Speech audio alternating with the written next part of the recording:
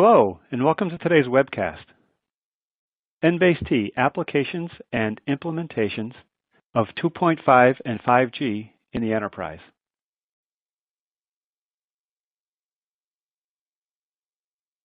The technical information in this webcast will be delivered by Peter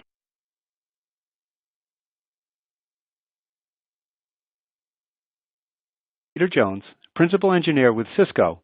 Peter will speak on behalf of Cisco today. He also serves as Chair of the NBASE-T Alliance. Information also will be delivered by Tom Kelly, Director of Business Development for Enterprise with Panduit. Panduit is also sponsoring this seminar. We thank them for making the seminar possible and thank Peter and Tom for the expertise that they will share today.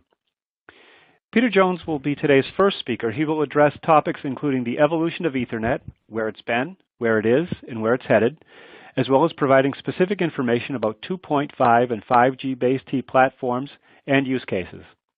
Tom Kelly will follow with a presentation focused on the twisted pair infrastructure supporting 2.5 and 5G-based. He'll cover those speed impact on cabling performance, how to assess your cable plant for its ability to support 2.5 and 5G. He'll talk about mitigation strategies and also TIA standards projects that address these issues. Our speakers have a significant amount of information to provide to you today, so we'll deliver as much of it as we can in our scheduled time of 60 minutes.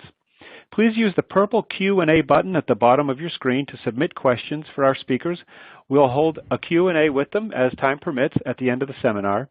Also at the bottom of your screen, hit the green button to download a read-only copy of the slides that are being presented today. Again, it's that green button at the bottom that will give you access to your copy of the slides being presented today. For those who plan to obtain an attendance certificate from today's seminar, I will walk you through that process before we begin our Q&A session. So thank you very much for joining us today, and I'm pleased to turn it over to our first speaker, Peter Jones. Peter, whenever you're ready.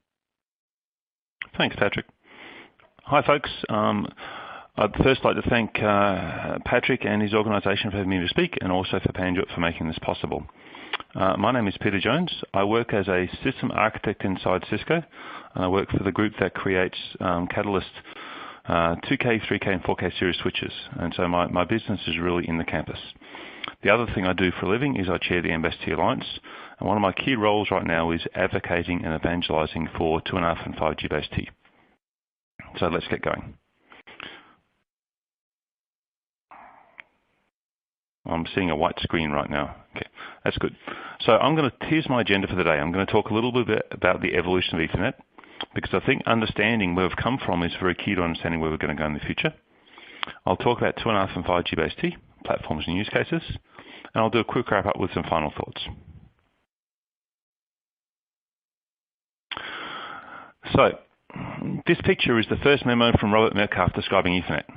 As you know, you can clearly see that what we would now call a cable here described as the ether, which is where the Ethernet name comes from, and this is from 1973.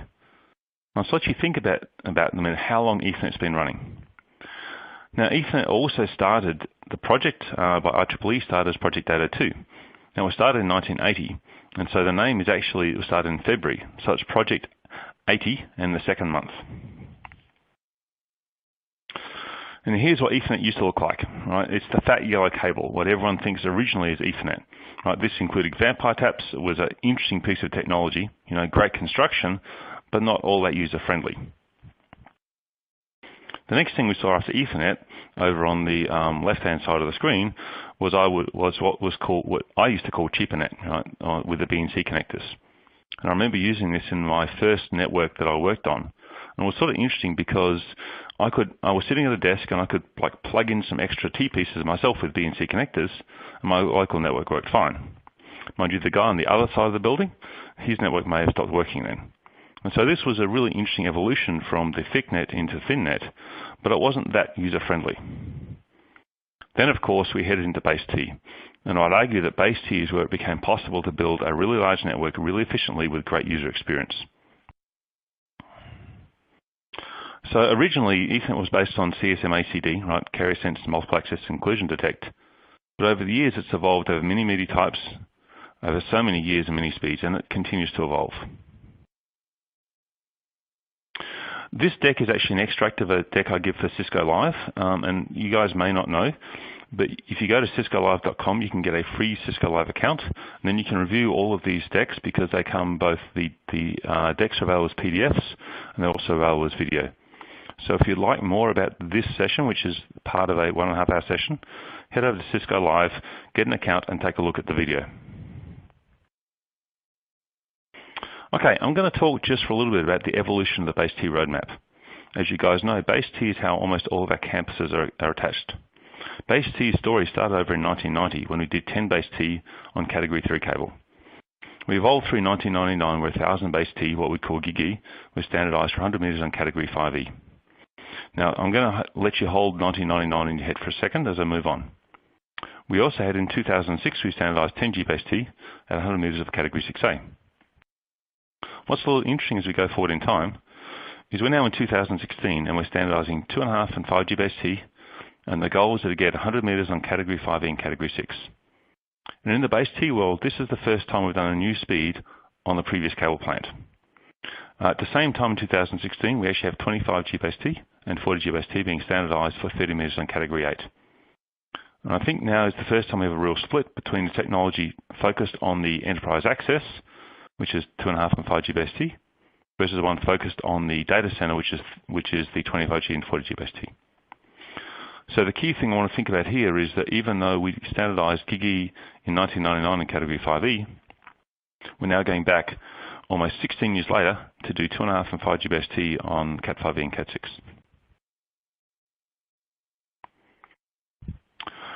So while you're holding that in your head, I also briefly want to talk about the wireless evolution.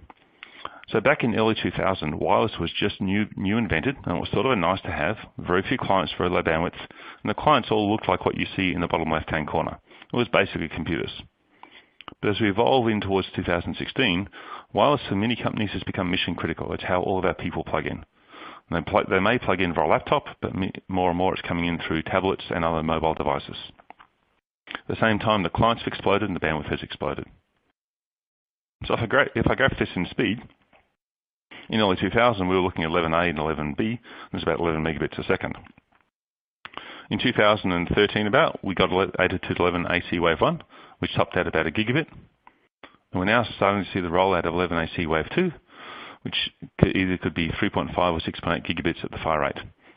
And with future technologies like 802.11x, we're heading towards the 10 gigabit wireless. So I want you to think about that for a little bit, because back down in that bottom left-hand corner, when wireless was running at between 2 and 11 megabits a second, and there was almost none of it, that's when gigabit Ethernet, 1000 BASE-T got standardized. And right now we're up here where wireless has moved from 11 megabits a second up to in the order of 5 gigabits a second. And that's really the area that we started to try and address with 2.5 and 5G BASE-T. How would we serve these types of devices, 11 AC Wave 2 devices, while preserving the way people currently build their networks? Okay, so why would we do 2.5 and 5G BASE-T? So between 2003 and 2013, we sold about 70 billion meters of Category 5E and Category 6 cable. If you think about it, that's about 10 meters of cable each. That is a huge, enormous investment. In the last 20 years, we sold more than 4 billion, 1,000 BASE-T, 100 BASE-T, and 1,000 BASE-T switch ports. Right, this is the main market for how people connect to networks. The cool thing about BASE-T is it allows incremental upgrade of a system. Because BASE-T ports auto-negotiate, you don't have to rip and replace your entire network in one go. The existing specifications, and I'm really talking now about before 2014, supported only 1 gigabit a second over the cable, but we knew we could go faster. So our real job was to figure out what we could get, how could we get more value from that cabling investment? Because as we know, the cable is an integral part of how the building runs, and I need to get whatever I can out of that investment. Okay, so let me start talking about platforms and use cases. So Cisco's branding for this technology, we call it Cisco Multi-Gigabit Ethernet. So where did we start with? We started, and this is talking about products we're shipping today. I'll get to the product details in a second. So we're already compliant with 1000 BASE-T and 10G BASE-T IEEE standards. And Cisco is very heavily involved in driving the IEEE 802.3BZ, which is the 2.5 and 5G BASE-T standard. I personally am very active in that group. I led what's called the CFI that started the group, and also I serve as one of the ad hoc chairs. Okay, we also provide PoE, PoE Plus, and what we call UPoE. So that's 15 watts, 30 watts, and 60 watts. And so we're providing that on ports that support 60 watts of PoE over 10 NBASE-T. And our goal is to really enable new and different types of PD devices. If you look on the internet, you'll find Cisco has initiatives called Digital Ceiling, where we're looking at powering a whole range of devices in an enterprise of PoE. We wanted to support infrastructure investment protection. So we know that we have many of our customers already have a building and they don't get to recable on a regular basis. So we were really looking how to give people a speed upgrade on what they owned already. We are also talking in general about 6A cabling as being good if you build a new building, because we really want you to be building that new building for 10 to 15 years. I know Tom will talk more about this later.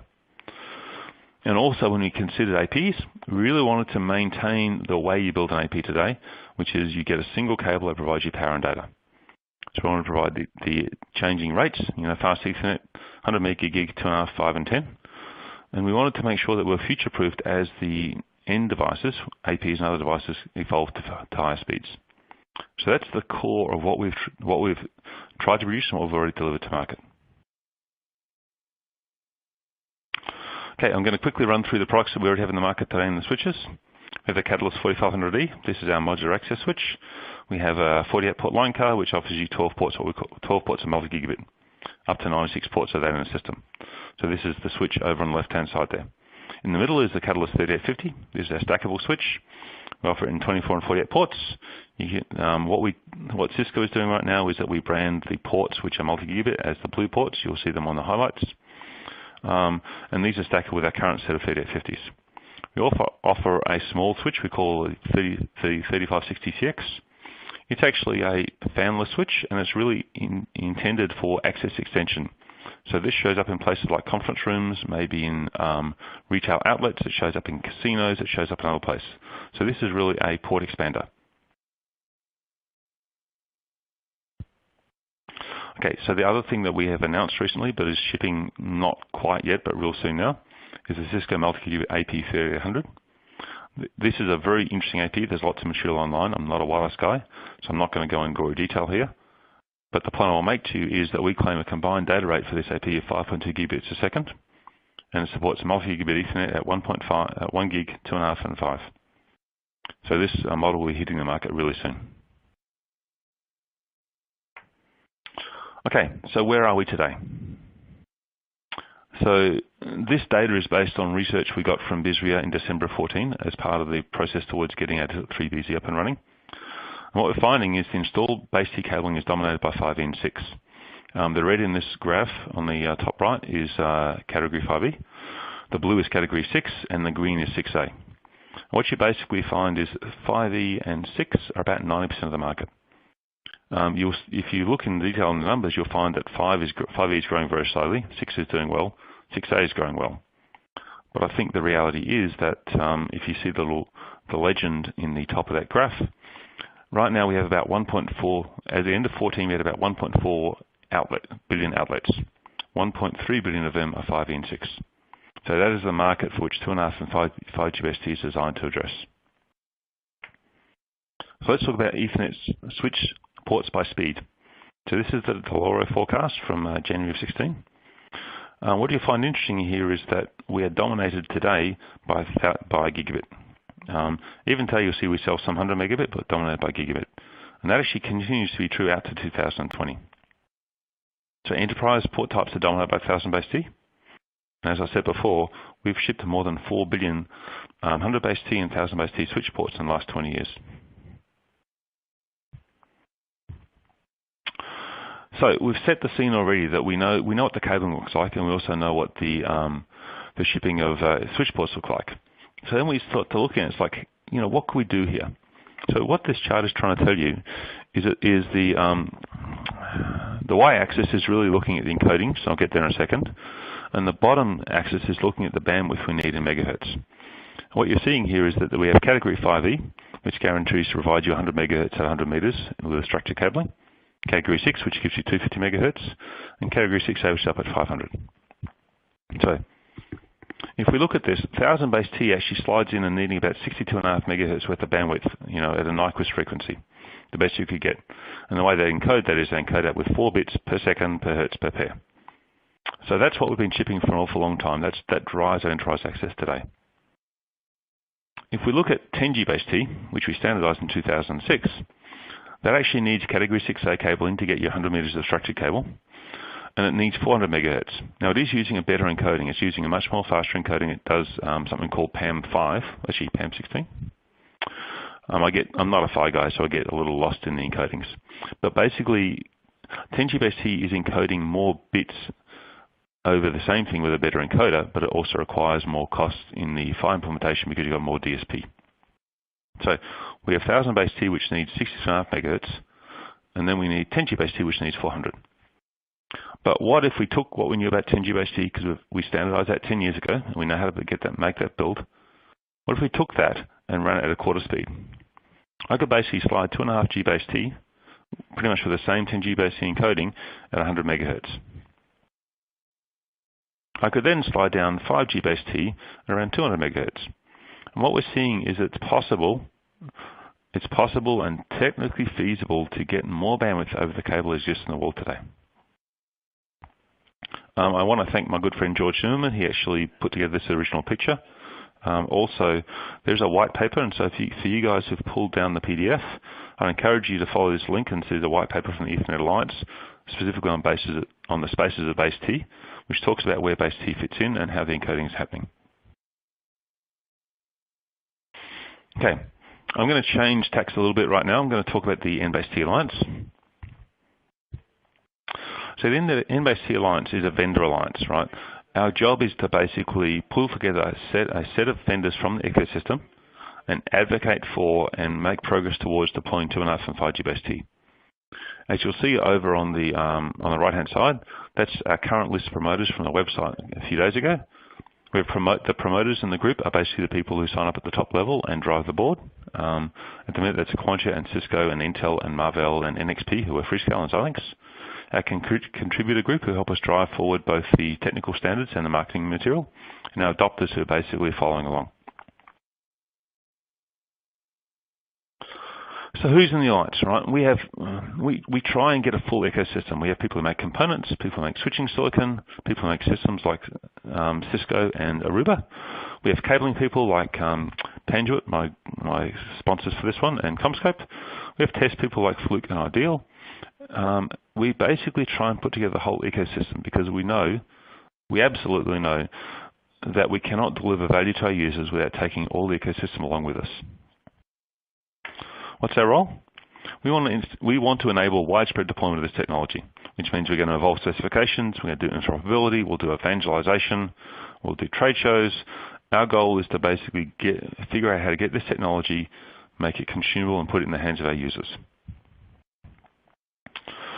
I was talking ahead of this call, and I think the real strength of the Alliance is that we have a full ecosystem. That's one of the reasons why I was very excited and proud to be asked to speak to this group, because I think your part of the industry is critical to making the story work. Okay, I'm going to briefly go through this timeline. We started, and this is a little faded on my screen. Hopefully it's better on yours. You can pick it from the PDF. We started in October of 14, right? Clearly, there had been product development going on for a long time, but this was when the story became public, and became public both with the NBASE-T Alliance being launched and also with the start of the IEEE 803 process. So the Alliance was launched over in October of 14 with 4 companies, and we actually announced the physical aspect in November of 14. About the same time, IEEE 803 process got started because we had the call for interest in November of 14, which I co-led. Cisco basically shipped switching products. Actually, Cisco announced and showed switching products in January 15. In April of 2015, we actually exhibited at Introp. Around about May of 2015, 802.3BG, which is the 2.5 and 5G base T task force, got going. So we actually became a task force in April. That was in April in Berlin. And in May, we adopted technical baselines. What this means is between October 14 and May 15, we had got the industry together. We'd agreed on the problem. we'd decided how we want to deliver value to our users, and we'd settled our technical arguments. Right, so this was a massive step forward to being able to bring this to market in a timely fashion. So by July of 15, we actually had a first draft of our standard when we started our review of that. That was a very short period of time. In August of 15, we basically did our first NBASE-T Plugfest. In November of 15, at our anniversary, the Alliance hit 45 members. In January of 16, we actually finished this IEEE 803BG, and we moved into what's called working group ballot. That means that the task force, which is about 40 people who write the standard, said we're done, and we went on to the bigger 803 working group. We actually finished working group ballot basically after 2 rounds, and we're now in the sponsor ballot. And so we're currently expecting that the standard for 803BG will be done in September of 2016. So I'll let you chew on that for a second, but that means that we have a IEEE 803 base T standard, which from start to finish is less than 2 years. So how do we get this done?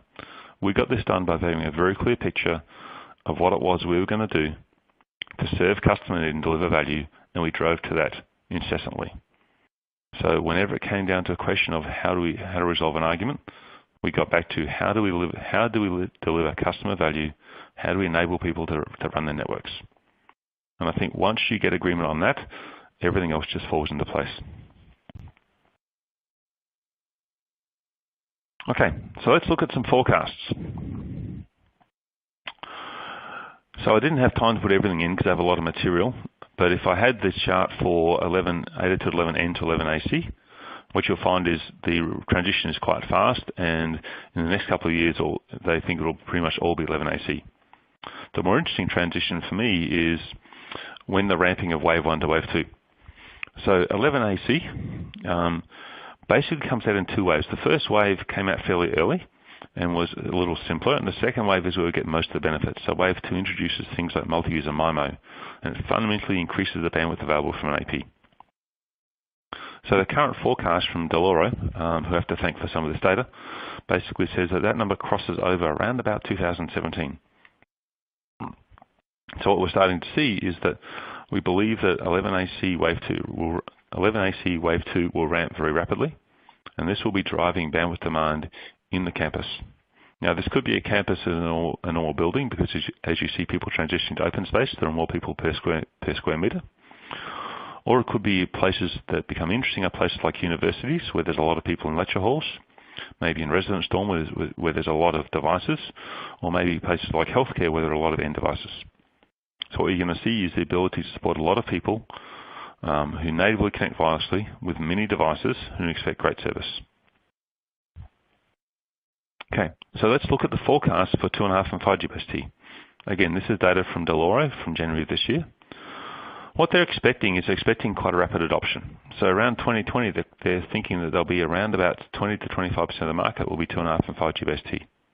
Now, you could say that's a slow adoption, but this is an enormous amount of ports sold per year. If we get to this number, we've driven a major transition of the industry. Because as you can see, even today, we are still selling a significant portion of 100 megabit ports. So in summary, 11ac wave 2 is ramping fast. The expectation is that 2.5 and 5G base-T will be rapidly adopted. Let me quickly harp on some use cases. So the first use case you're going to see over here in the top left is added to 11ac wave 2 APs. And I'm starting to describe this as the seed in the pearl. When Cisco started thinking about this, this was the problem we wanted to solve. We could see where APs were going. We needed an answer. What's interesting is once we deliver that answer, we can find a lot of other uses for this technology.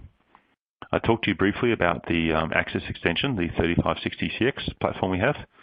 In this case, the uplink could be 10 gigabit fiber, and the downlink could be 2.5 and 5G base-T. But I could also turn that around and use the 2.5 and 5G base-T ports as uplinks with a gigabit on the downlink. So it becomes a very interesting way to build access extension into your network, and that shows up in places like conference rooms, in retail stores, in hotels, in cruise ships, and casinos. We are seeing a number of servers that could connect at higher speeds. There are a number of 802.3BG NBASE-T NICs on the market today, and I expect more to come. because many servers or desktop computers can now push more speed. This becomes interesting for people who need more bandwidth, and it might be a content editing task, or it might be a research task, or it might be a CAD/CAM task. Anyone dealing with large amounts of data, they can often exceed 1 gigabit. Now we can give that to them at incremental project cost. Over on the bottom left, we have a really interesting use case that recently joined our alliance from a company called Pleura Technologies. Their focus is basically vision. They separate basically the camera, which is the sensor, from the processing node.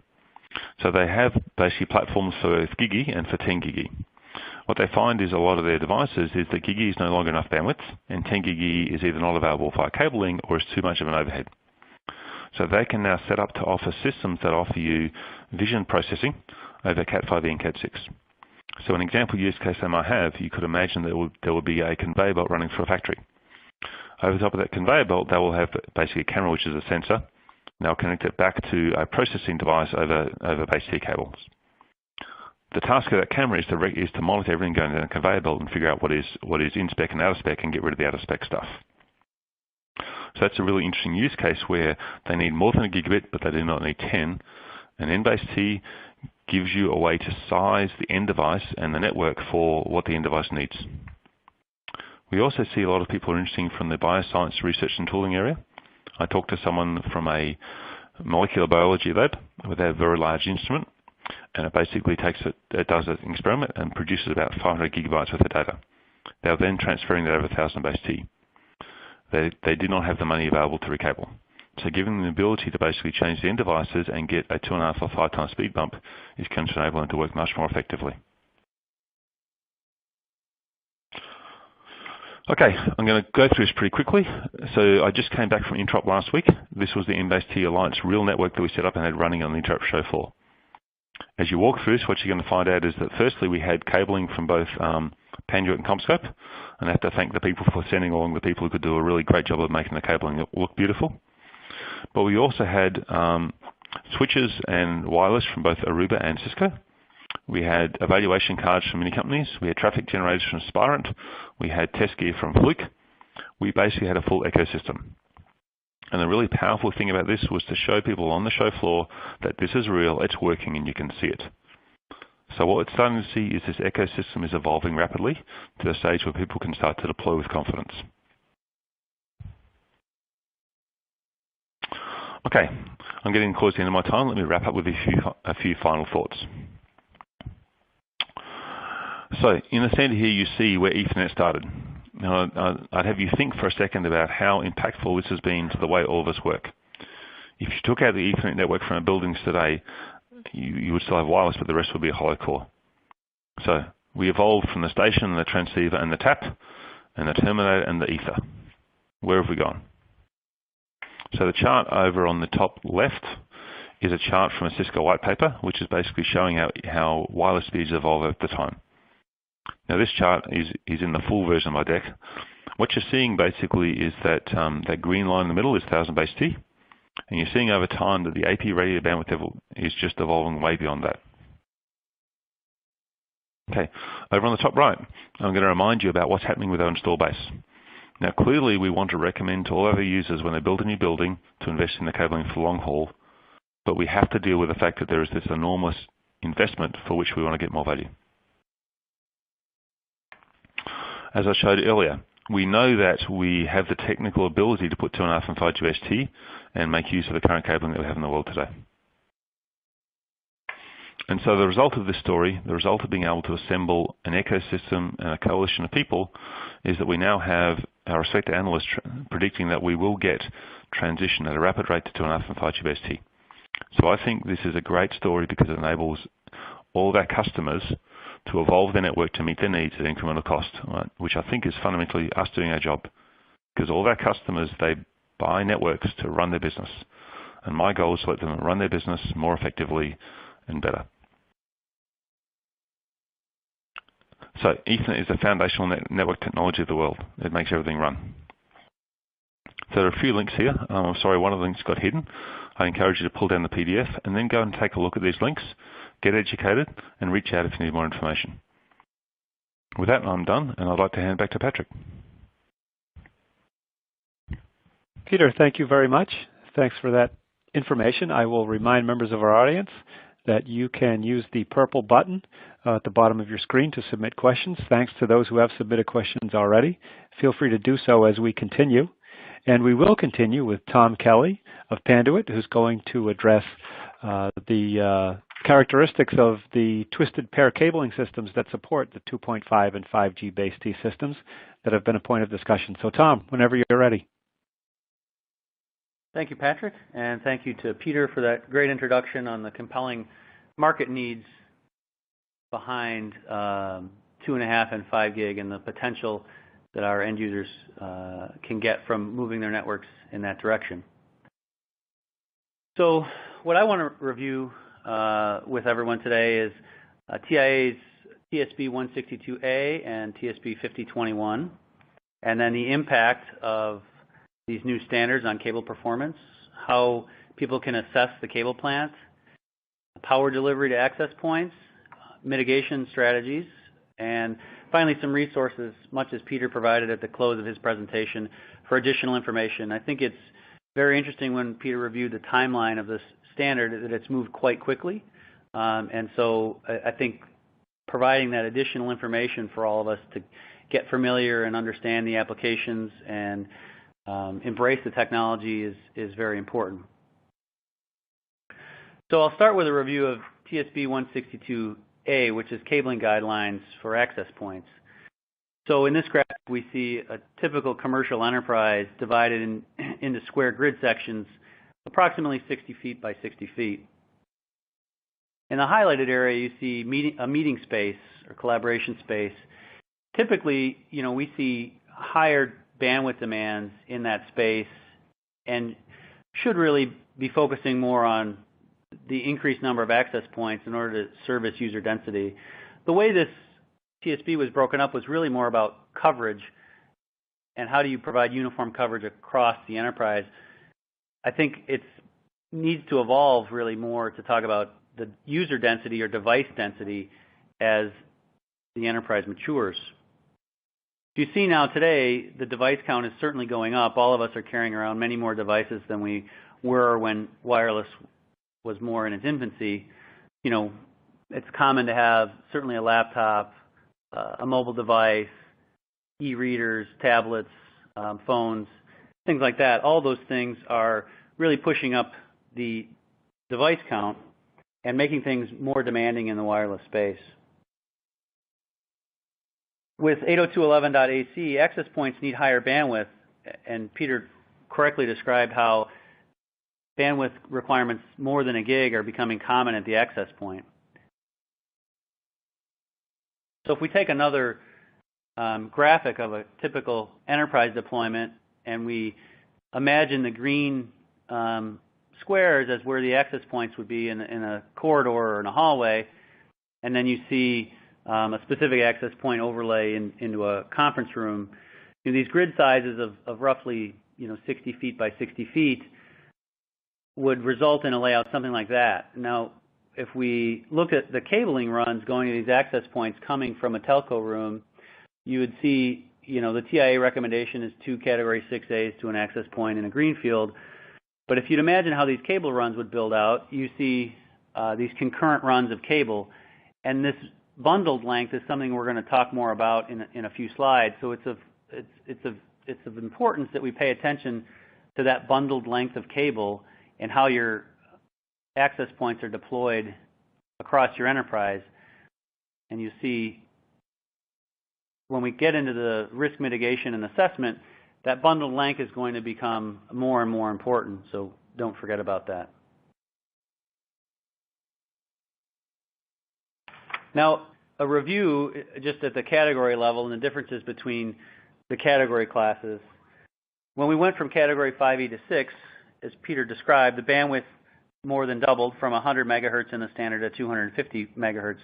There were also significant improvement in some electrical parameters internal to the cable's performance, like near-end crosstalk and attenuation to crosstalk ratio at the far end, and return loss. So all those cable internal parameters are important improvements from 5E to 6.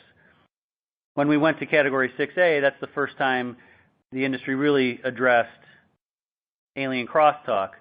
And alien crosstalk is shown in the graphic there with 6 surrounding disturbing cables around the victim cable in the center. Now, those parameters were very important and instrumental, and part of what made Category 6A challenging was that alien crosstalk. And so we're going to have to bring that alien crosstalk terminology with us into the implementation of 2.5 and 5 gig, and we'll talk more about that. But in a little bit more detail, alien crosstalk is important because it's very difficult for the PHY and the elements internal to the channel to compensate for any external noise elements. And so that's what makes it such a critical parameter and difficult for the active equipment to deal with. And that's why it has very specific requirements in Category 6A on the level of alien crosstalk that's allowed. So now if we look at more detail in the TSB 5021, which is titled, Guidelines for the Assessment and Mitigation of Installed Cabling to Support 2.5 and 5 gig, they're expecting completion in early 2017, but as they've been working through the standards process, there's significant information available that we're going to detail now. Really, these requirements are for how you can use existing 5E and 6 cabling to deploy 2.5 and 5 gig applications. For clarity's sake, we're going to divide this conversation into 2 components. The first one really being internal requirements, which are common test parameters that we're all familiar with today, again, relating to near-end crosstalk or next, ACR-F, return loss, and insertion loss. The 2.5 G-base-T uses the Category 5E requirements. The 5G base-T extends those 5E requirements up to 250 megahertz. So if we look at just the internal parameters in a table and we assess whether or not our cable meets those internal requirements, let's start first with that 2.5 G-base-T application. From an internal perspective, installed Category 5E, 6, and 6A, we don't expect any challenges with those as long as quality product is installed by quality technicians. If we look at 5 G-base-T, certainly if you're installing Category 6A, there's no risk at all, and that's certainly what we would be recommending for any greenfield installations. Category 6 also is expected to have no issues at 5 G-base-T in a typical installation. Category 5E requires a little bit more attention because the 5 G-base-T frequency requirements were beyond what the 5E category requirements were when that cabling was made and specified, and hence why it's shaded in yellow. Really what it means is there's more assessment required on the internals. So internals are part of the story. As I mentioned earlier, we know we have to assess also the external requirements, and the graphic there is just a reminder about alien crosstalk and some of the challenges around alien crosstalk. So now we have a new term to introduce. It's a technical acronym that we're all fond of. ALSNR is the new measurement. It stands for Alien Limited Signal-to-Noise Ratio. And to try to clarify it, essentially it's the ratio of alien crosstalk or external noise to the insertion loss. Testing and research shows that it's a better prediction of PHY performance. It's certainly more difficult to meet for 5 G-base-T due to the increased bandwidth and frequency. There's more alien crosstalk, and that makes it a little bit more challenging to meet.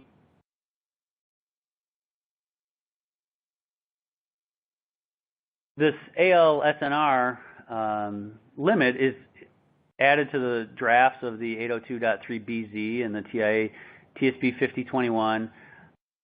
The way it was developed was from industry-wide testing from multiple industry-leading companies, like those on the call and others, to validate the test setup and the test method and the thresholds.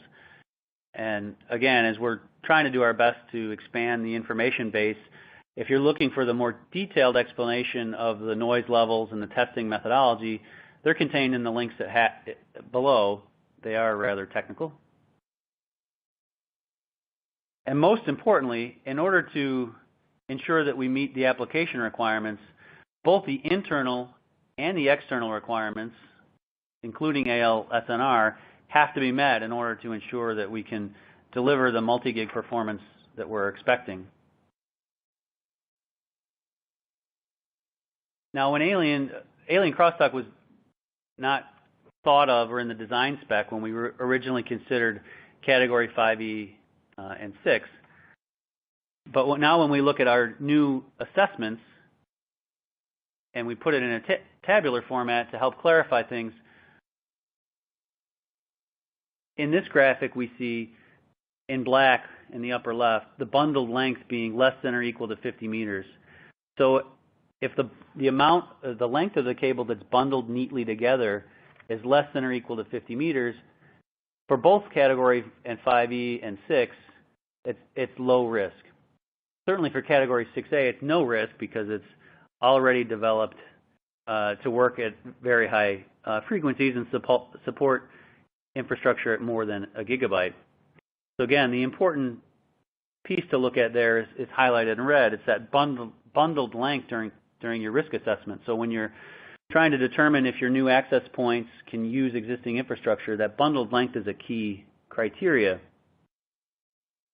Now, if we look at bundled lengths between 50 and 75 meters, you see the shading representing whether or not it's low risk or medium risk here. So you see 2.5 and 5 gig, slightly more risk on 5 gig over 5E, and again, no risk on Category 6A. So you see, as the bundled length goes up, you'll definitely see a trend that the risk elements in the assessment need to go up. And we'll, at our conclusion of our time today, we'll talk about some of the mitigation strategies that you can use if you believe the risk is high in application. Now, the bulk of cabling installed in the world is likely bundled distance less than 50 meters. And so you see, if we looked at those billions of meters of cable installed and the billions of ports, the majority of those ports would stay in that 50 meter or less bucket. There'll be some bleeding over into the 50 to 75 meter bucket, and then that 75 to 100 meter bucket, which industry data tells us is probably the smallest of those three buckets. But now we assess here again, Category 6A would have no risk because it's fully capable of multi-gig applications up to 10 gig. For 2.5 gig, you see, some medium risk, and then on Category 5E with highly bundled long runs of cable, that's really where the most risk is. And so we'll talk a little bit more about that. Just a reminder, though, that bundled length is really, the summation of bundled patch cord and horizontal cable length, and it likely in an installation, out into the floor of the enterprise, it's not 100% bundled cable all the way to the end device. And so that's part of the assessment criteria that the end user or installer contractor needs to do when determining what the application risk might be. And again, just a final closing comment that you see on Category 6A, there's no risk in any of those applications, and that's what certainly we would be recommending for greenfield installations. So just a clarification point about performance matters. So when that original cabling plant was installed, what was originally selected? Not all cabling and connectors are created equal. This is certainly evidence for why you'd like performance levels being above standard compliant, because that margin that was available when the cable was initially installed could pay dividends and reduce the risk assessment that needs to be done when you move through these other categories. How long has the existing physical infrastructure been installed also matters. If you have, a difficult installation that's been in place for many years, that may elevate your risk profile. How was it originally put together and the quality of that installation? And then finally, that bundled length criteria that we talked about earlier, the increased amount of bundling does raise the risk profile during the assessment. So that's a key item to review. And, in summation, minimally compliant products will not perform as well as those with built-in margin. And so just for reference sake, we've included an example of guaranteed channel headroom margin above the standard and why that can pay dividends for you on your multi-gig applications. because it allows more flexibility and capability than perhaps a minimally compliant installation. Now, how are these access points going to be powered? I think, as Peter mentioned, there's tremendous growth in these access points, and PoE is the preferred method to deliver power to these.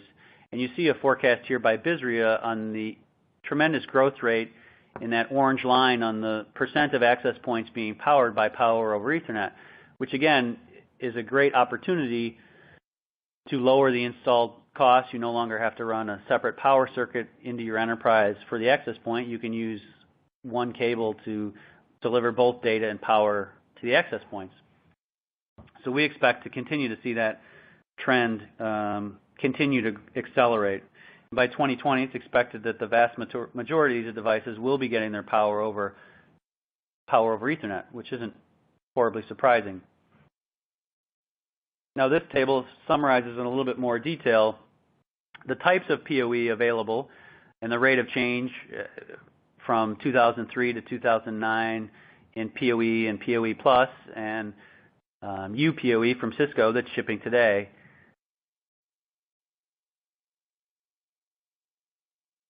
The new PoE standards, really allow a tremendous amount of additional capability and new devices, as Peter mentioned, Cisco's digital ceiling initiative, all providing avenues to take advantage of this increased power delivery through Ethernet, which is exciting for the entire industry. Now, as we talked about cable bundling to the access points and why that was important, you'll see it come up again here in PoE delivery.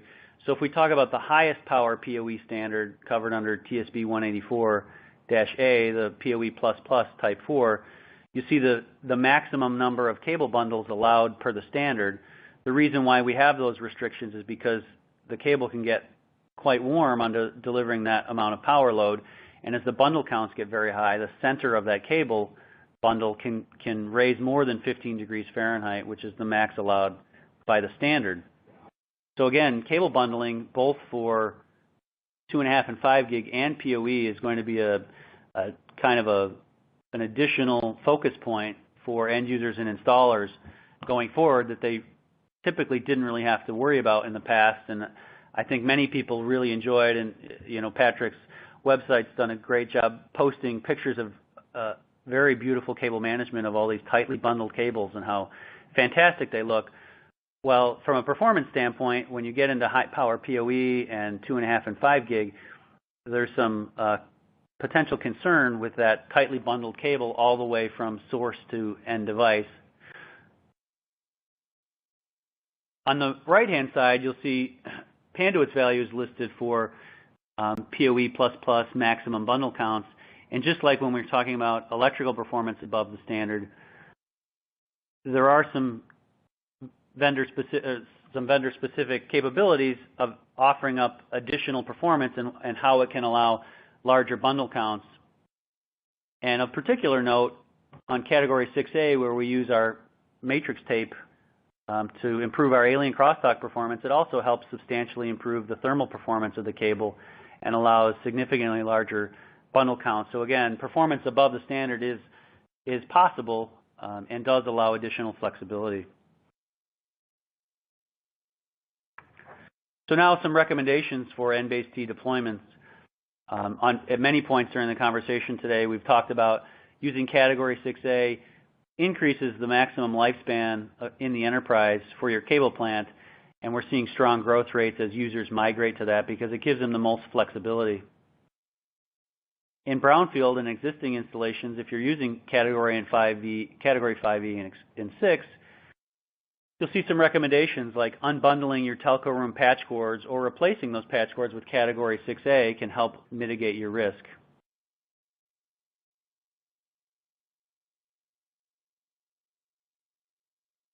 You should assess your existing cabling per the TIA TSB 5021, which we've reviewed today, where we look at the total length of the channel, the bundled length, and the performance rating of the cable and whether or not it had existing headroom. And then if concerns still exist, there's other things you could do, like testing cable to the 28 dB ALSNR that we detailed today. We could unbundle sections of the horizontal cabling or replace the horizontal cabling to category 6A. You'd see those are listed kind of in levels of increasing severity for whether or not an end user would likely consider doing any of those things. But those are the steps that we would recommend you investigate as you move through these. And then finally, just as Peter elegantly summarized, with additional resources, we have some here listing the 802.3 BZ standard, the TSBs of reference that we've covered today, the NBASE-T org website, where we'll soon have a white paper detailing out this process. And I'd like to call some attention, as Peter mentioned, George Zimmerman will be doing a fall BICSI presentation on deploying NBASE-T technologies, so we're looking forward to that. And then a technology brief that we've written on more detailed requirements and how you can address some of these deployments.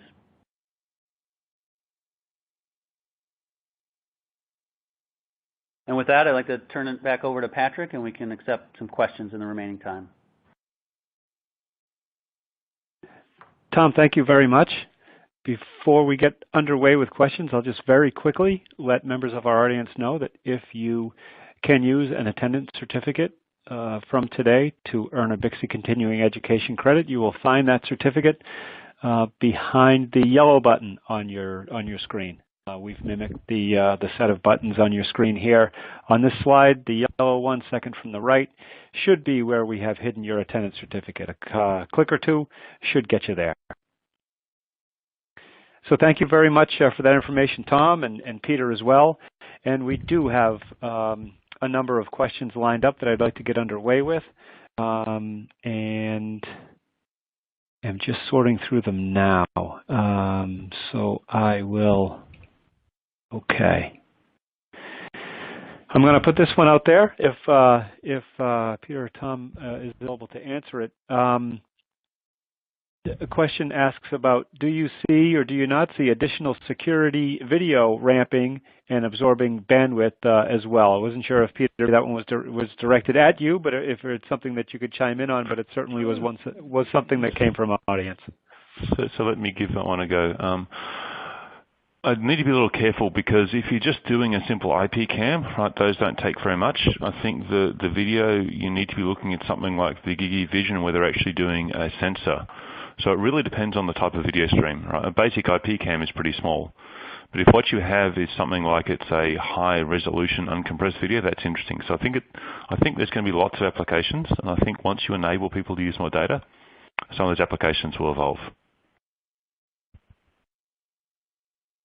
Got it. Another question that I think was aimed at you, Peter, asked about the sort of the ecosystem, and you mentioned some of the cabling vendors that are in the NBASE-T Alliance, and I'll try to tactfully put forth the question. Okay. But some of us make a living by selling cable, right? So how does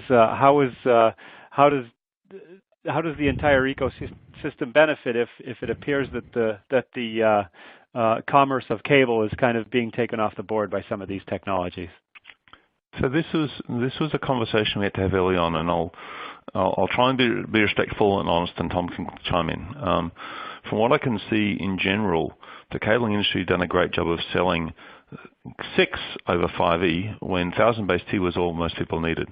And so the way I would see this is we're now getting to the stage where it's possible to incrementally upgrade buildings. And so when people see value over the cabling that's moving, and they're looking at a 10-year plus horizon, then it makes sense to sell the next better cable.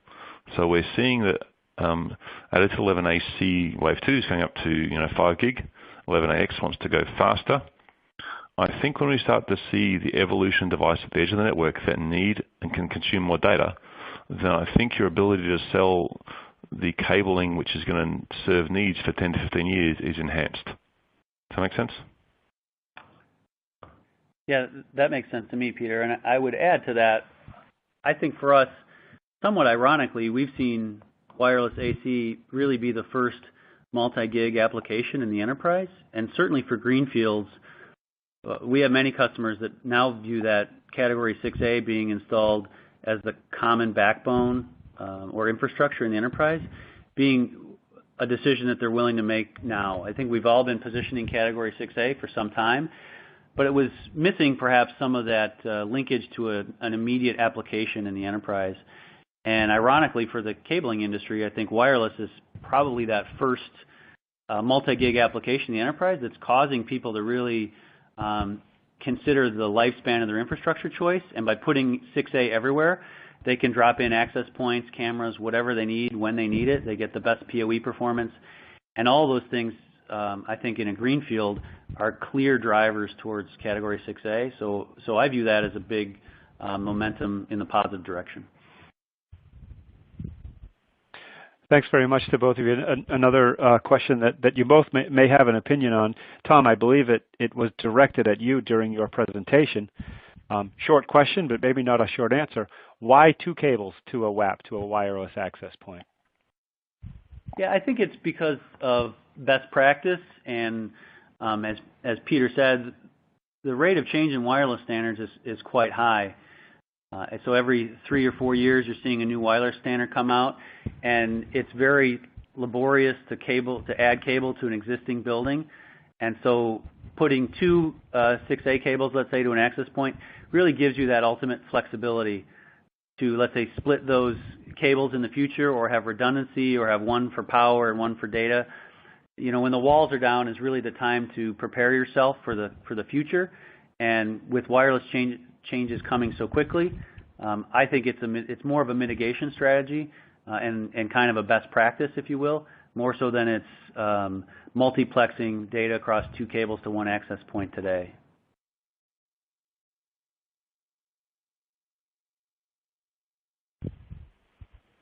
Peter, did you want to chime in, or I could certainly move on to others? Yeah, so I think there's a great benefit in general being able to deliver everything over a single cable, but I also go with Tom's comment that you have to do some pre-provisioning, because we know that the incremental cost of an extra cable, that install time is small, but going back later is really hard. And so I think there's some uses for having that. Yeah, I think I'm done with that one. Right. Understood. Another question that was aimed at Tom asks, can you mitigate some risk assessed by cutting cable ties and loose laying the cable? Yeah, that's an excellent point. As we talked about unbundling the cable, like a patch cord inside a telco room, or portions of the horizontal run if you can get to it. Yes is the short answer. So un-Velcro tying or uncable tying that cable bundle and spreading those cables out does reduce that alien crosstalk risk, and distance helps, right? I mean, I think that's when the industry first deployed Category 6A cables, and they were quite large. People were using airspace as a mitigation technique from alien crosstalk, and that technique, still is valid and works today. So those unbundling techniques are exactly what would be required to mitigate some risk for the portion of the horizontal or patch cable that you could reach.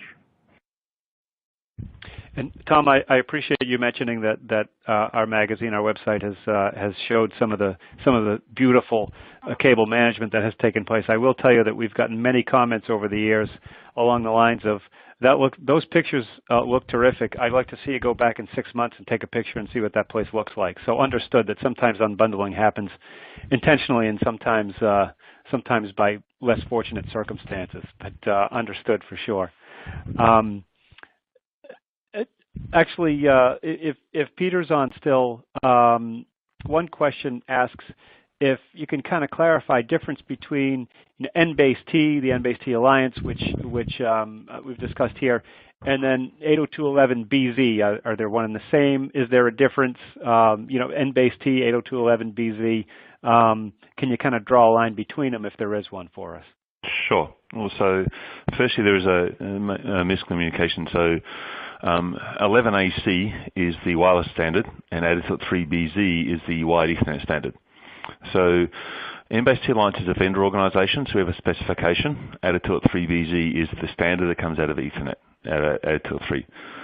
In terms of actual technical differences, the 802.3bz group is a different group of people, right? Actually, they're almost the same people with a different role, but their Ethernet specification is based on the technology out of the NBASE-T specification. And in the long term, NBASE-T has a few things above it. So they're a cooperative group of people. All of the people running NBASE-T is a different set of people with some different rules, but we're trying to push the ecosystem and promote the 802.3bz standard. So these are not competing standards. Does that help? Is that clear, Patrick? It is. Thank you very much.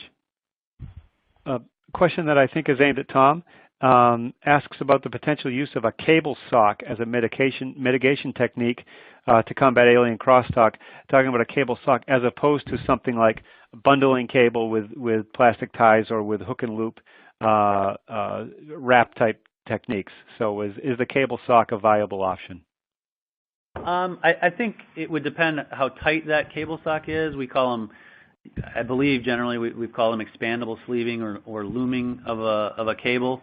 I think it could be a concern. It depends the tightness of the sock or sleeve and the amount of the cable that's covered in the sleeve. I think anything that keeps that run of cable, in extremely close proximity and long parallel length could be too much work to remove that, in the field. So I think it should be viewed similarly to Velcro ties or cable ties, I think. Thank you, Tom. The final question before we sign off asks, are there any testers with 2.5 and 5 gig software applications or capabilities to conduct tests? So I'm not sure with this audience, what sort of test are we talking about? Because when I'm talking in my world, this is something like a Spirent or an Ixia. But in your world, it might be something like a Fluke, and I'm not sure which one I'm answering for. Well, if you, I'd say the Fluke and Ideal, I understand, are members of the NBASE-T Alliance. I think that's the sphere in which the conversation's directed. So Fluke had their tester running live in Drop last week. Spirent also have their tester on my side of the house. So the answer is that there is some test equipment available, and more is coming. Excellent. Thank you. Thanks very much for those answers. So Patrick, and there was one other question that came up, which I'm not sure if you want to deal with. Please do, Peter. This was from Ken at Greenlee about existing enterprise installation, maybe a mix of 5E and 6. And I don't know if Tom wants to take a look at that one. It came in at 10:37. Because it gets down to requalification or as BERT, and I'm not sure I can answer that one. Yeah, I think that one, Peter, might be detailed enough. I'll respond in email directly offline. I think the point we want to make here is that there's going to be a lot more detailed follow-up questions that we have, and so I think this is the start of a conversation. Yeah. Okay, I would agree. I think it's probably going to be pretty detailed. Excellent. Thank you again. Appreciate, of course, the expertise provided here today by Peter Jones and Tom Kelly. We appreciate Panduit's sponsorship of this seminar, and certainly are very appreciative of the members of our audience who joined us today. So on behalf of Cabling Installation and Maintenance, we thank everybody, Tom, Peter, Panduit, and of course our attendees for today's event. We wish you all a good day. Thank you again.